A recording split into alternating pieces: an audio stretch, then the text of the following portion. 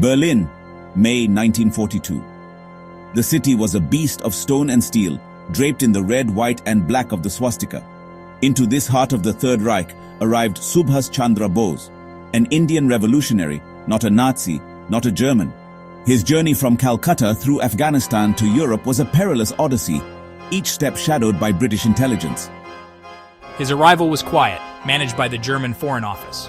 Bose was housed in a discreet villa, both guest and subject. For Bose, Berlin was a tool. He had come to bargain with the devil, not for himself but for India's freedom. The contrast was stark. Bose, a man of unity, now stood in the epicenter of a regime built on racial supremacy. The British Empire was a formidable enemy. Bose believed in pragmatism. The enemy of my enemy is my friend. He sought not to embrace Nazism, but to use its power to dislodge the British.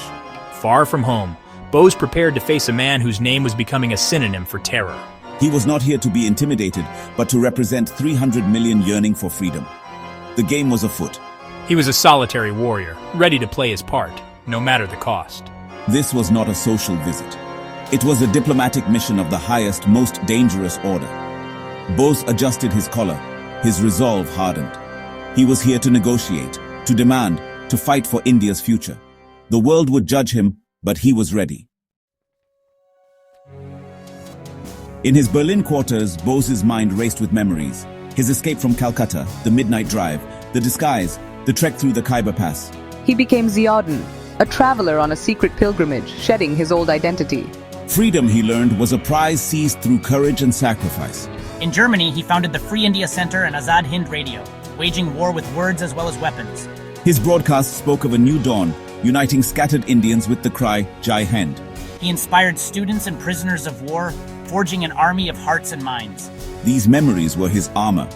He was not just a politician, but a symbol of defiance. He remembered the debates with Gandhi, the break from Congress, choosing action over passive resistance. Bose carried the hopes of millions, ready to face Hitler not as a supplicant, but as a leader demanding his nation's birthright. He was the embodiment of a nation's struggle. The fire of conviction would guide him into the cold presence of the Führer. He was prepared for the ultimate test. The stakes could not be higher. The day arrived. Bose was escorted through the Wolfschanze, Hitler's fortress, a place of power and intimidation. Bose remained calm, senses sharp, observing every detail. He was not here as a friend, but as a leader with leverage. The antechamber was grand and chilling. A globe, a map, pins marking the Nazi war machine's ambitions. Bose's eyes found India on the map. To Hitler, a distant colony. To Bose, everything.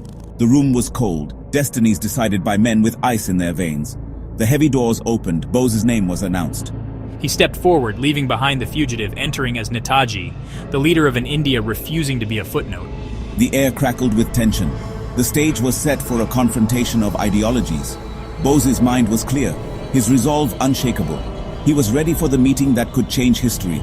The world watched, unseen. The moment had come. The clash of worlds was about to begin. The room was dominated by a massive oak table. At its head stood Adolf Hitler, eyes cold and piercing. Offers a curt nod, not a handshake. Bose met Hitler's gaze, offering a traditional Indian greeting, Jai Hind. Hitler gestured for Bose to sit, launching into a monologue about war and Aryan triumph. Bose listened, patient and stoic, letting the storm of words pass. Hitler tried to control the narrative, framing the British as a common enemy, but with grudging respect. The gap between their worldviews was vast. When Hitler paused, Bose spoke, quiet, intense, precise. He was not there for lectures on race or strategy, but to secure Germany's support for India's independence. This was a battle of wills, not just of men, but of visions for the world. One vision of conquest, the other of liberation. The real battle had begun. Bose's resolve was unwavering. The room held its breath. The future hung in the balance. Bose argued with facts, not pleas. India's strategic importance, its resources, its people. He described India as a partner, not a pawn. He spoke Hitler's language, strategy, power, advantage. Then he shifted. India's ancient heritage, its spirit, its will to be free. He painted a picture of a nation with a soul, not just a colony. He argued that German support would ignite a revolution the British couldn't contain.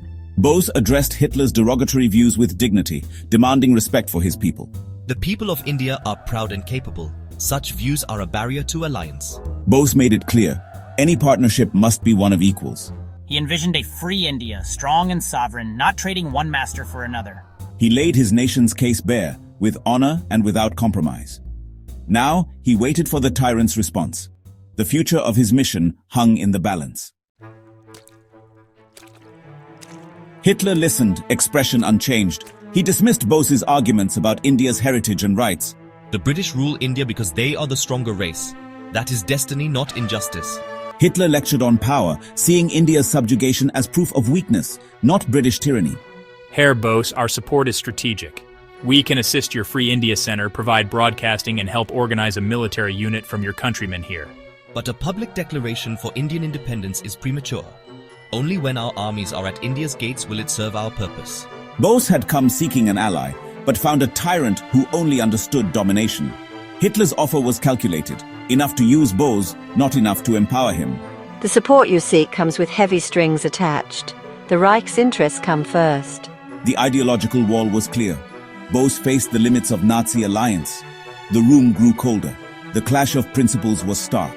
Bose's mission was at a crossroads. The cost of compromise was too high. The struggle would continue. A German official proposed the Indian Legion swear allegiance to Hitler with a uniform patch, India's tiger beneath the German eagle and swastika. With respect, we cannot accept this. The soldiers of a free India will swear allegiance only to their motherland and Netaji. We serve India and India alone. Bose presented his own emblem, a springing tiger, fierce and free with the tricolor. No foreign symbol above it. This act of defiance was more powerful than any argument. This is unexpected, Herr Bose. Your insistence is noted. The Germans were taken aback. Hitler saw a stubbornness he hadn't expected. Bose refused to bow, even in Hitler's fortress. Hitler conceded on the Legion's symbols and oath, a minor concession for him, a monumental moral victory for Bose. India's dignity was not for sale. The struggle for freedom was also a struggle for honor. Bose's stand was clear. The world would remember this moment. The fight for independence would not be tainted by subservience. Bose's defiance echoed far beyond Berlin. The meeting ended without the grand declaration Bose wanted. Hitler's offer material support, but no public commitment to India's freedom. Netaji, you did not bend. You defended our honor. Bose left the wolf's lair with clarity. He had faced the devil and not compromised his principles. We will take what we have and build from it. The INA will be our answer. He secured means to continue the struggle, but without sacrificing the ideals of the movement. Herr Bose, you have our support within the limits agreed. Bose saw the true nature of the Nazi regime, an ally of necessity, not trust. The experience solidified his belief. India's freedom would be won by Indians. The INA would be the primary instrument of liberation. We will not forget what happened here, Netaji. We will use it to make our movement stronger. Bose left Berlin quietly, his purpose renewed. The meeting was a crucible. He emerged stronger. He proved a leader could negotiate with the world's most ruthless without losing his soul. The journey was far from over. The greatest battles were yet to come. Bose's vision for a free India burned brighter than ever. The world would soon feel its heat. Bose left Berlin with only partial success, but the seeds he planted grew. The Indian Legion formed. Azad Hind Radio broadcast hope and defiance. We marched, sir, under your leadership, men and women carrying the tricolor, believing in a free India. The Rani of Jhansi Regiment. Women fighting as equals. You showed us what was possible, Netaji. The INA's campaign didn't reach Delhi, but their courage electrified India and hastened the end of British rule. Even in retreat, the dream did not die. The fire you lit kept burning. Bose's journey ended in a mysterious crash, but his spirit remained unbroken. His meeting with Hitler was a chapter of courage and uncompromising patriotism. He remains a symbol of hope, a reminder that the spirit of a nation, once awakened, can never be extinguished.